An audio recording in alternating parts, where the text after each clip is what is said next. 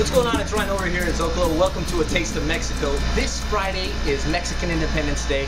We are going to be throwing a party all day long, starting at 11 o'clock for lunch. That means you go to work, you come here and have lunch, and you do not go back to work.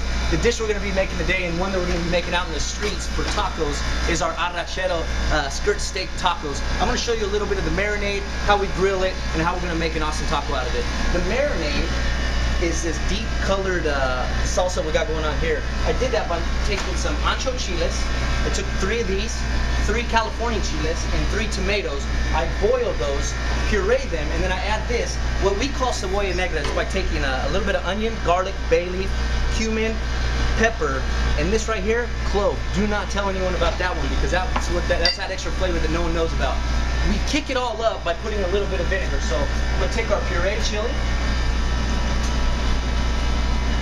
I'm going to take a little bit of that vinegar. Now the vinegar, what it does is just boost up all the flavors and everything else that we got going on in the marinade. Let's take the rest of this. I got about 10 cloves, 2 tablespoons of cumin, a tablespoon of both pepper and clove. Blend all this up. Add a little bit of salt.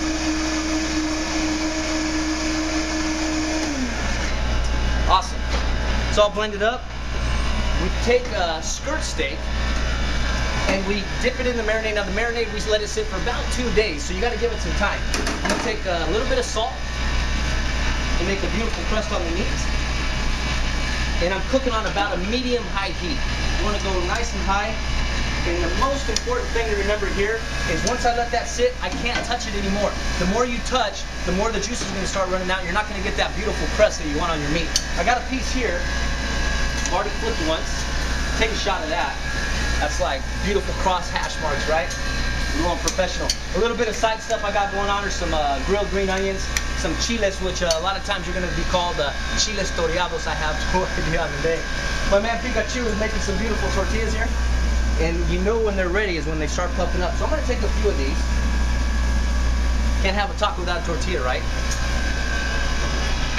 Take our meat off the grill.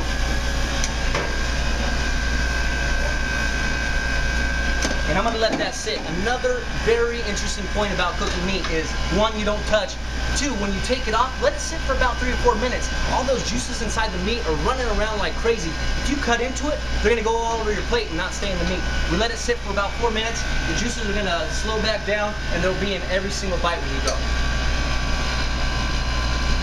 My mouth is watering. We are at the finish line, guys. Now to finish off my meat, again, I love using a little bit of acid, a little bit of vinegar, lime juice. We make a chimichurri here at the restaurant. It has all kinds of cool colors in here. Red bell pepper, chili, cilantro, red onion. Add some red wine vinegar, and I'm just gonna top the meat with that. And the vinegar makes the meat just really pop and gives it that much more flavor. Let's talk about tacos. I got that going on. Got to have a little bit of onion and cilantro right on top of the taco. I'm going to take what I need here. Take a little bit of cilantro. I'm going to roll this up. And then on the side I have some green tomatillo salsa, a little guacamole, and we're going to make the most killer tacos with this. Let me dip into this thing and see what we got going on. I'm going to cut across the grain to make sure I got a perfect, nice, look at that. Oh man, look at that color on there. We got, throw a little bit of chili in there as well. Throw it all onto a taco.